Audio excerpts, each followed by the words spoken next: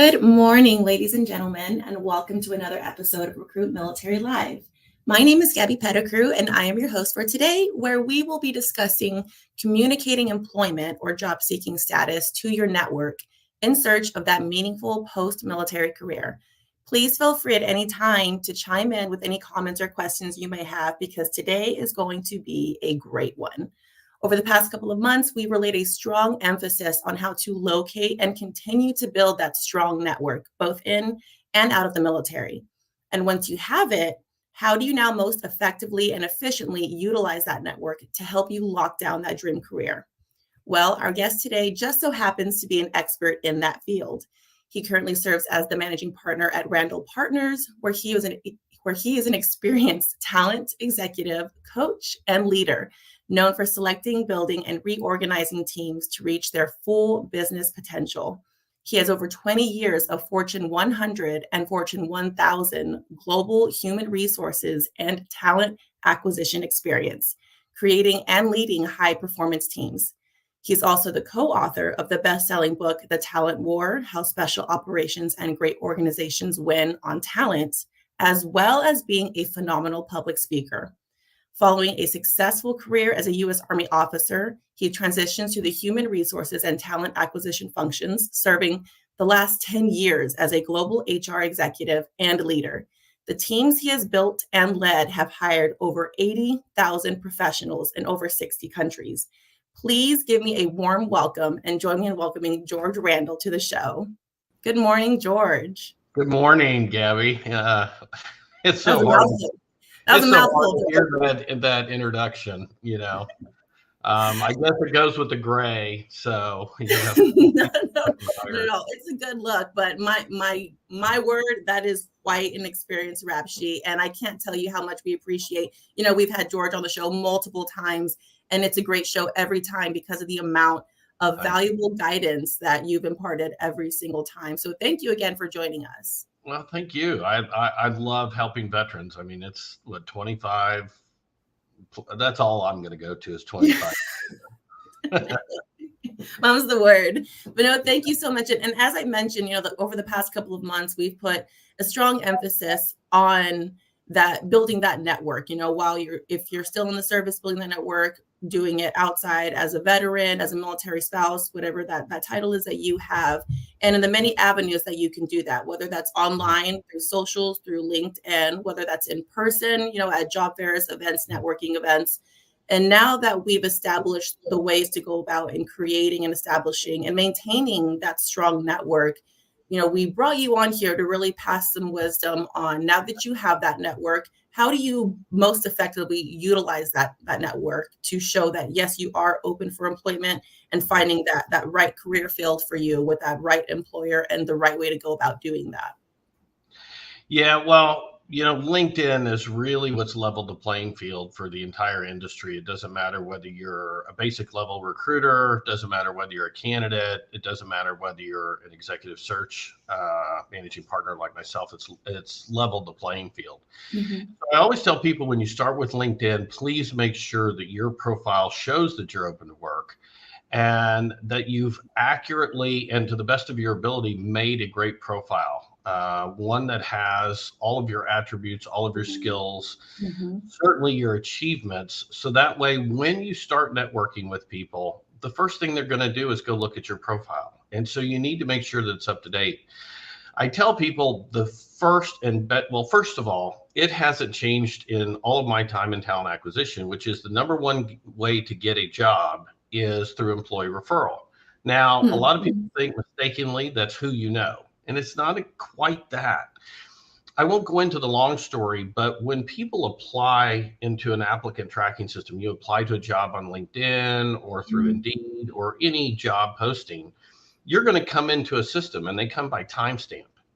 And the only thing that supersedes that timestamp is a manager or leader at that company going to the recruiter and handing them your resume and saying, Hey, you know what? Call them. And in most cases, most companies, those people are incentivized and given some kind of monetary reward. So your ability to network starts with the LinkedIn profile. And then second of all, Where I always started was when, now mind you, this dates me. LinkedIn wasn't around when I got out, which is why I got into helping veterans make it easier.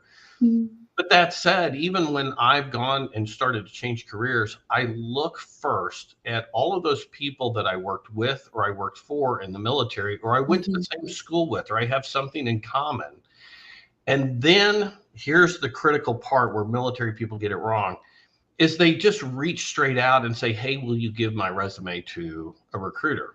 Really, what you need to do is go look at that company, find a position that matches your skill set and your attributes and your interests, and then reach out to that person and give your contact, the information so that they can get your resume into the right place. Most people just use network and say, hey, I want to reconnect. I found this job at your company. Can you give them my resume? If I'm in a company of, let's say the last one where I was the head of talent acquisition, there's 3,000 people. At any given time, there's 400 open positions, there's 65 recruiters, and you're one manager. Yeah. That means they have to take the time to look through the system to figure out, okay, where do I give this resume? So when you do network, one of the most effective ways is to look at the company and do the work for your contact to get you to the right recruiter. Then you're going to get a call much, much faster and more often. Exactly. And that's a great point that you make, because I feel like there's so many different areas that we can branch off and speak on. One, of course, yes, locking down what position it is that you see yourself in based off of the skill sets that you're bringing to the table, and then taking that to the organization that you're interested in, doing that research. One issue that I know a lot of veterans face, because, they've been stuck in the same MOS, career field for 4, 10, 15, 20 years, is that they feel that they need to stick to that career field and stay in it. And so when other opportunities that just as well match their skill sets come by, they feel like, oh, well, I've been in logistics, I'm not good at A, B, and C, I'm going to stick to this career field. What would you say to those individuals who are hesitant to take the skill sets that they have and transfer it to a different industry? Because that could stop you from getting your dream career just because you're not, you've never been precisely in that seat. Oh, and I'm going to add on something, because I know we talked previously, and it goes to location as well. Yes. Never, ever self-limit yourself as to what you can or you can't do. And one of the things that when I've coached veterans over 25 years, the things that made you successful in the military will make you successful in corporate America. Guaranteed. It's the world's greatest leadership incubator. Don't limit yourself to what you think that the company needs in that position, or what they would accept in another position. You're actually projecting knowledge and making assumptions that you don't know. So if something is interesting to you and you feel that you have the experience and the knowledge and the ability to do the job, then apply for that job. Absolutely do that. One of the other things that I tell people is, first of all, let me pop the bubble. You're not getting your ideal job out of the military. You're just not. I mean, when I got into recruiting, nobody raises their hand and says, hey, I want to be a recruiter for the rest of my life. Nobody wants to do that. I wanted to run the show. And I eventually did multiple times over. Now I have my own practice. Plus, I'm with an amazing executive search firm. But what I tell people is get into the company, because it's performance and talent that matters. And once you're into a great company and you can demonstrate, it's like when you get into the military, you see one MOS, but then you see all the cool things that everybody else does. Get into the organization in a spot that you like, and then let your performance and your drive and your interest dictate where you go within that company. And I know, speaking as a family person myself, I was always gung-ho about, specifically returning to Arizona. Thankfully, I do have a remote job. So I'm one of those, those lucky few that are able to work for wherever and anywhere. But those that do have that think that they have that strong limitation regarding location. Now, you and I were talking previously about the laundry list of things that, anyone in that position may not consider when it comes to having an open mindset about relocating to an area that they didn't have in mind. Can you go over some of those? Because you were, blowing my mind with things that I never even considered. It was driving, it's the biggest pet peeve when I, coach and help, and I do it pro bono, a lot of veterans, and say, well, I've been with my spouse and my family, and we want to set roots in, I had one literally the other day, Tampa, Florida. And I'm like, you just told every recruiter, anybody that finds your resume, you just was a horse with blinders on. That's what you've done, is you've limited the set of things that you might be, and even limited it down even further to that location. So what I tell people is, listen, when you get out, the number one thing is you're in charge of your PTO. You're in charge of your vacations. I am a diehard Kansas City Chiefs fan, which probably caused a bunch of people to jump off. But I had waited 40 some years for a Super Bowl. So you guys can do that. But my last duty station was Fort Hood, Texas, and I found Austin where we could fly out. Now, I happen to love it, but I have since moved to Midtown Manhattan to work because the ideal opportunity was there. What I tell veterans is chase opportunity early in your career, because as you gain credibility, as you gain a reputation as a top performer in an organization, you now have more control over where you go. And even though that I'm in Austin, if I want to go to a Kansas City Chiefs game because my brother has season tickets, I'm like, okay, I'm going. Hey, it's Friday, 3 o'clock. I grab a flight. I go up, stay with my brother. We'll watch a Chiefs game on Sunday, and I'll fly back Monday morning on an early flight. I go do those things. I don't miss weddings. I don't miss funerals. I don't miss any of those things because of deployments or taskings, or it's not my time for leave. I'm now in control. So location matters less and less. What you should be doing is chasing opportunity, because when you chase opportunity and your talent's recognized and you're rewarded for performance, then you can go anywhere you want to go. And as a matter of fact, if you really want to reach the highest ranks of some of the biggest companies, the chances are you're going to end up having to do an expat or an international assignment at some point in your career if you want to meet in the C-suite. And it's great. I loved it. I got to live in New York City for 2 years and work for a hedge fund. I mean, who would have thought a Texas boy? Now, they didn't like my cowboy boots, but that's a whole different story. So, but it's a great experience, and it helped propel me to where I am today. That's fantastic. And I thank you for telling that story, because I know even myself, at one point I was very much that person, only wanted to go back to one place. But say that, you've established, you're leaving your mind open to be relocated, to take an opportunity on wherever it may appear. How would that person go about setting themselves apart from anyone else that may apply? Say they reached out to a connection in regards to a specific position at a specific company.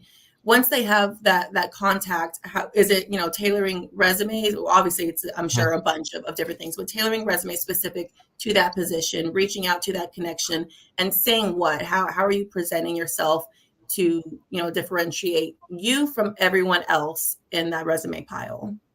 Well, let me kind of digress just a little bit. It is the number one mistake that companies make and candidates make. When companies go to search for candidates and candidates go to search for jobs, they rarely, if ever, define what success is. And with candidates, they don't know what makes themselves successful and how to sell it. So before you start networking, make sure you understand what does make you different. And what are the few taglines that you can use in a short message in LinkedIn that says, hey, we both serve together here. I love what your company's doing. I was able to do A, B, and C, and I won this award, and this award. Throw something quick and impactful. Yeah. If you can, something that really differentiates yourself. Don't just say I can do the job, because frankly, anybody can do most jobs if given the proper training. But if this one really appeals to you, you have to know what makes you different. And here's how I explained it to people. Now, I was enlisted in a company commander. There was a company commander before me, and there was one after me. And on our evaluations, we had the exact same job description. Exact same. And it goes for all the services. There's somebody before you, somebody after you. Well, what is it that made you great in that role? And can you articulate it? And don't just articulate it in your head. If you've ever been in a class where the professor stomped their foot, this is the time I'm doing it. Write it down. Write Yes. down what makes you different. There are two things. There's objective assets, which are, I got this degree, I won this award, I achieved this. Those are things that are points of fact. Then there's the subjective assets, the attributes, the drive, the resiliency, the curiosity, the EQ. You can go on endlessly on adjectives about what makes you different. But do you really know why you are a great platoon sergeant, a squad leader, company commander, lieutenant? Can you say in a very short, impactful way, this is what made me different? And on that, I know it can be a big issue for a lot of veterans, whether they're, still in getting ready and preparing to get out, building that resume, building that elevator speech. It can be very hard to talk about yourself and your accomplishments and the things that you do very well, because you've been a part of a team and you've been, taught for so long to blend in. No one is bigger than the entire team. Now's the time to do that. So if you do have those problems, one thing that I definitely recommend that I learned over the years is, if you're not so great about, internalizing that and reflecting what those may be, pull up all of those, what we call, in the Marine Corps, fit reps, but those not exams, but, those mentorships, that paperwork that shows from time to time your leader taking you aside, giving you an evaluation, over a 6-month year period, and seeing all the great things, all the characteristics that they talk about. Boom, they're literally saying ABC, this is what this person does well. And, the longer you stay in, the more of those that you'll have. And the most recent, obviously, being the better. But that's one way, a cheat code for me, who had imposter syndrome, still does to this day, to look back at those reflections of those evaluations, from E9s, from O5s, and being like, oh, this person, like, I am doing good, like I do bring this, and this to the table. So that for me was a really good cheat code. Be like, okay, I can literally take this and transform it onto a resume and reflect what it is. Easiest way to do it. You just gave the perfect example, and one that I give a bunch of times. The thing that, one of the many tips that I give to veterans who are transitioning is, if you don't take time to write down that list, we take things for granted. Our baked in humility from the service, we don't want to talk about ourselves. But the person you're interviewing with, they want to know what you did. And the only word that gives you ownership in that is the word I. Now, there's a very clear line between candor and bragging. And if you don't know where it is, you're going to struggle all the time. But it's easy for you to say, I came up with this plan. I evaluated the circumstances, the environment. I had these resources. I put this plan into action. I delegated. I did this. And then at the end, give credit to other people. It's very easy to still keep your answers with a tone of humility, but making sure that you've clearly articulated what portion you played in the success of, that result. You absolutely have to get comfortable doing it. And you didn't ask me, but I wanted to throw this out there because I forgot about this. The hardest question, and the one question that every veteran has to master before they start interviewing practice, is the hardest question in the world. And you'd think it was the easiest one. And that is, so if somebody comes at you in one form or another and says, describe for me your leadership style, you would think the military folks would knock that one out of the park. There's an old saying, the longer you talk, the more guilty they are. And my fiance asked me a question. It better be a very direct answer. The longer I talk, the more chance I am of sleeping outdoors, because she knows I'm guilty. I have asked colonels, I've asked generals to describe their leadership style, and they're still talking 10 minutes later because they don't know what differentiates them. So if you're going to talk about your accomplishments and take ownership of things, make sure first and foremost, you know how you lead and you can articulate what makes you different in that regard.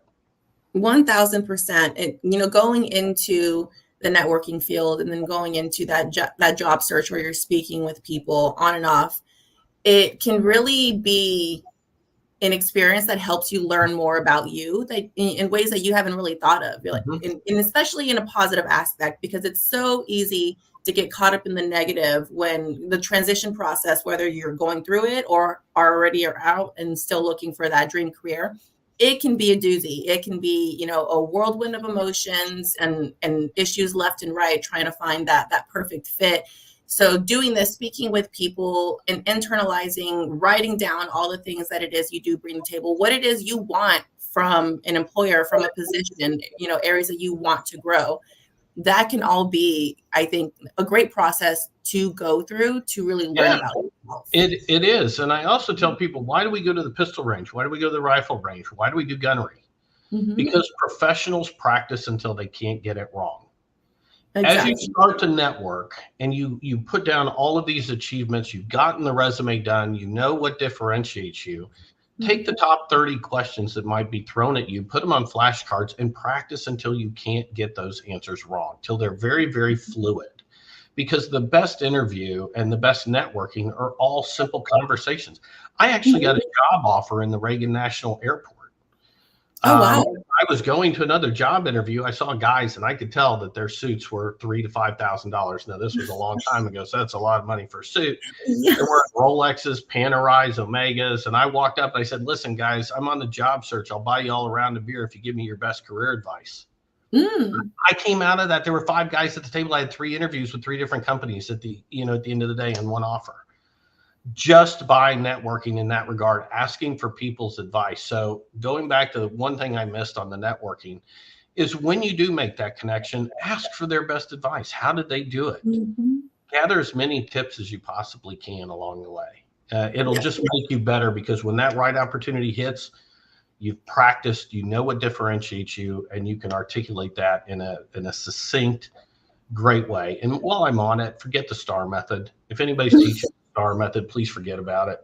Nobody's answered a general, colonel, or lieutenant colonel's question or a sergeant major's question with the STAR method. They've always done bottom line up front, give the result up front, and then tell what you did. I had to get that plug in there because if you're starting from zero, from scratch, maybe it's a good basis, but you definitely don't limit yourself to that method. Because as you mentioned, it's one thing, and I 1000% agree, is that there's no one else like you, So bringing you to the table is one thing that's definitely going to set you apart. I can say that any interview that I've gone into for a job, I've been nervous. I have felt all of, the shakes of excitement and nerve, but I'm still me. And at the end of the day, I remind myself, I'm a human and this person's a human. Just have a conversation with them. Obviously be respectful, be professional, but be yourself and show your personality. That's one thing is I always, it's just in my nature, but whether I'm hosting for a live, whether I'm, having an interview with someone, I'm being myself and I'm doing my best to make them laugh, to make them feel comfortable as much as I want to feel comfortable. So always present yourself as your true self in every connection, in every conversation, in every interview, because that spark in you, that's what they want at the end of the day. Yes, all your the skill sets that you bring to the table, but the person that you are is the person that they're going to be working with for the next however many years. Yeah. So many other people have that laundry list of skill sets to bring to the table, but are they going to want to work with that person for however long that period may be? Be yourself. You've nailed it. Authenticity is rarely talked about. Just look at your military careers and remember the people that you had to work with and work for that were inauthentic. Yes.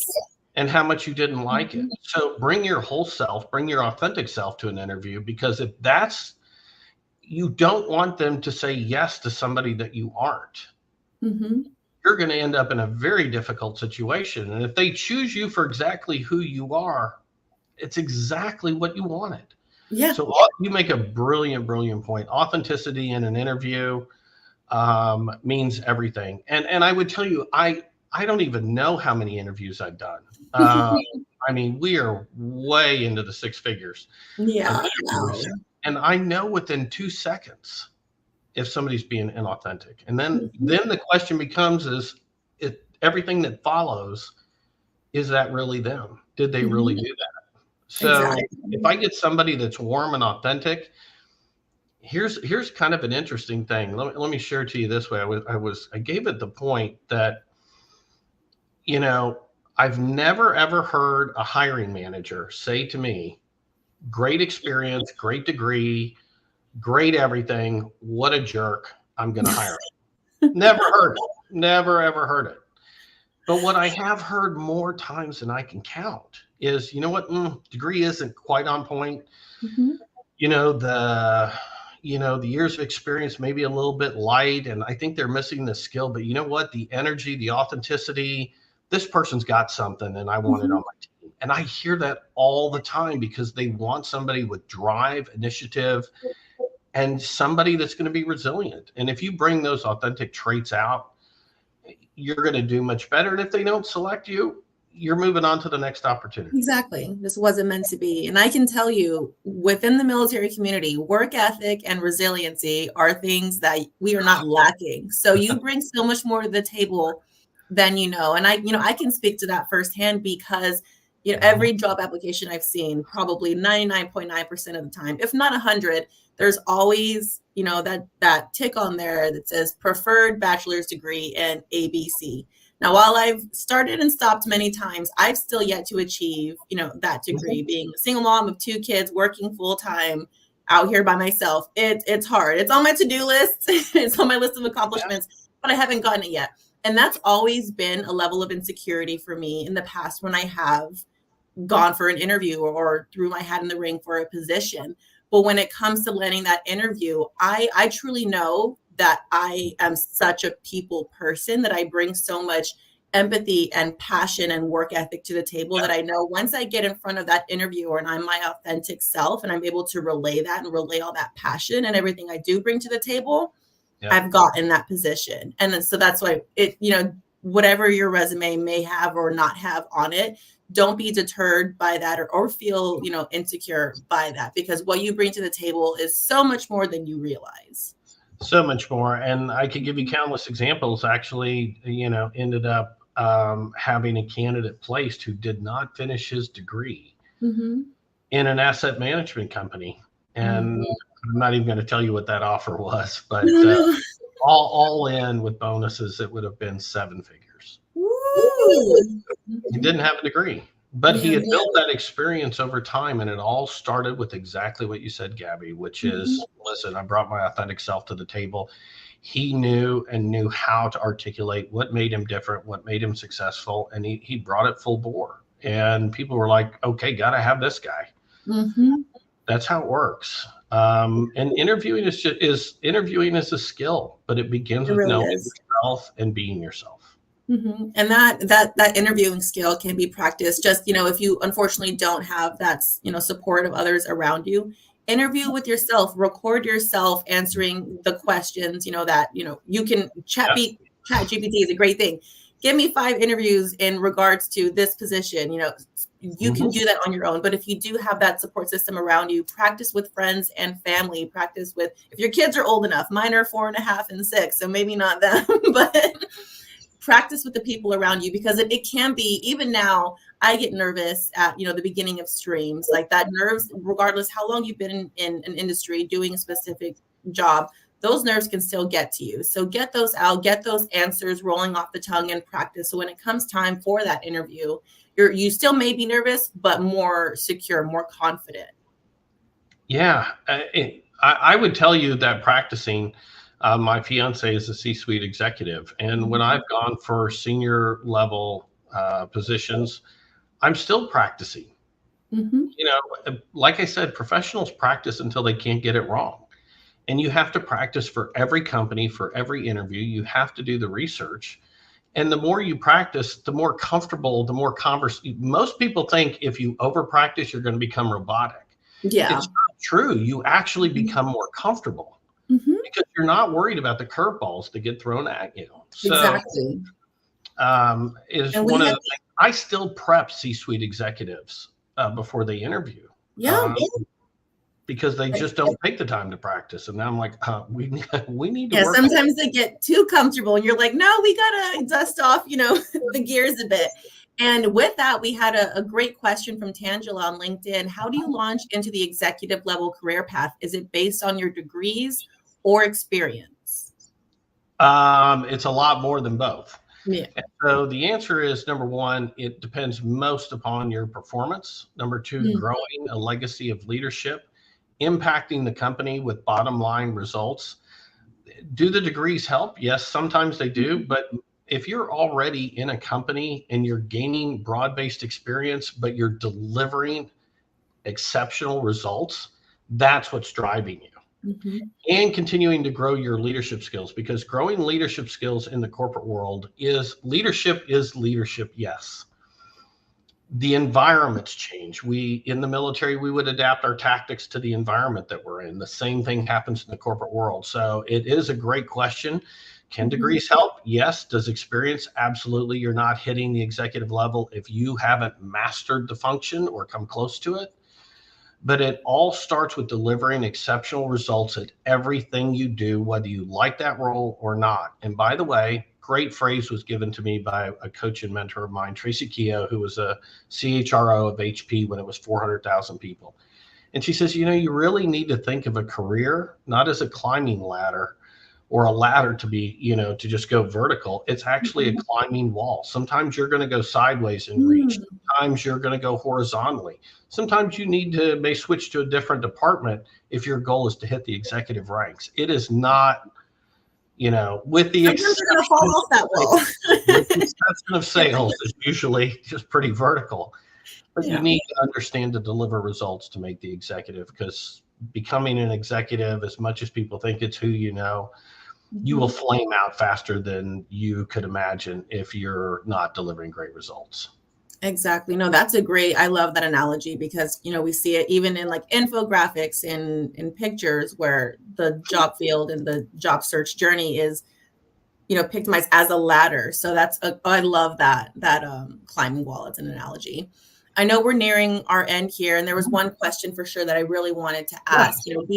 Being in the employer, the hiring person's seat, what have been the top 3 things that you've seen in a candidate that have set them apart when it comes to and like just blanket term, any industry? What is it that you've seen that has been like that person stuck in your mind afterwards? And really 2 of them we already discussed was energy and authenticity. You have to bring it. But really, the number one differentiator is when somebody can articulate in a succinct and impactful way how they deliver exceptional results. Don't tell me. Now, I'll give you the example. At ACAP centers and all these transition centers, they build these resumes, and their resumes full of what you were responsible for, not what you accomplished within the scope of that job. The people that stand in front of me and say, hey, I was able to take this department that was hitting 50% of their target in 6 months to hit 125%, to quantify your accomplishments, to explain your part in it, how you drove new ideas, how you drove collaboration, how you made sure that your team delivered or that you delivered. If you can articulate that well, you're going to stand out. It's the people that, for lack of a better term, diarrhea of the mouth that drove on and on and on and on. And I've got to search for, okay, did you even what did they just say? Yeah, what'd you say? It's like my kids are prattling on for a long time. They're off the payroll now, but when they did, they talked for a long time. But you have to bring the energy, be authentic, and absolutely know what you're going to be able to deliver and what you've delivered in the past, and how that is a great example for what you'll bring to that company for the future. Fantastic. Thank you for that, George, and for all of the wisdom that you passed today. We've got some great engagement, great questions. Thank you again. We love having you on just because of these nuggets of wisdom that you drop. Any last parting words that you may have? I think, the job market right now is a little bit uncertain, unstable. But really what veterans have that you should really count on, there's 2 things that I would leave you with. Number one, the work ethic compared to Gen Z and the market that's out there right now, you've got them beat hands down. And so you need to really be talking about resiliency, drive, work ethic, and it doesn't matter what you're doing, you're going to deliver results. Yeah, the second thing is don't get emotionally attached to any application that you submit. Please don't, because it will drain you in the process. There are so many reasons as a recruiting manager where that position just disappeared and I hired nobody. There were times where, we moved somebody internally or it got put on hold. So when you're attaching emotion and energy to something you applied for and going, oh my God, I'm perfect for that role. You're setting yourself up for the ups and downs that you don't need. It just has to be a consistent drive that it's not a matter of if it's going to happen for veterans. It's a matter of when it's going to happen. And you keep driving and getting better and better, and you will land a great job. And then it's all on your shoulders to perform. Even as we're crossing the finish line of this live, that's something that I've never heard of before. Like, and I'm an emotional person. So that's fantastic wisdom when it comes to anyone else like me, who gets very excited, gets their hopes up about that one position with that perfect job description. And doing that process like 10 times, submitting all these applications, you're exactly right, can burn you out so quickly. So thank you for that. It does. It's great. And I've changed jobs a number of times because I was looking for new ways to grow my career. So the interviewing skill, that's probably the last thing I'd leave you with.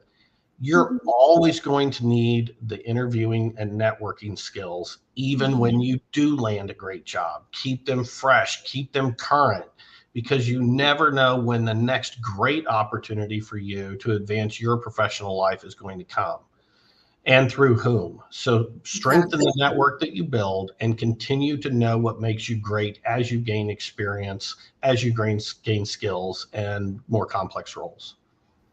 That's perfectly said. George, thank you again so much for joining us today. I always learn. I take my own notes when we're on, and I'm sure, our audience does just as well. So thank you again for joining us today. Thanks. I'm sure we'll have you on many times more, and I hope you have a great rest of your day. Thanks. I'm very humbled by the invitation. Thanks, and good luck to everybody that's listening. Thank you. And thank you to everyone that joined us today for our episode of Recruit Military Live, and we will see you next time.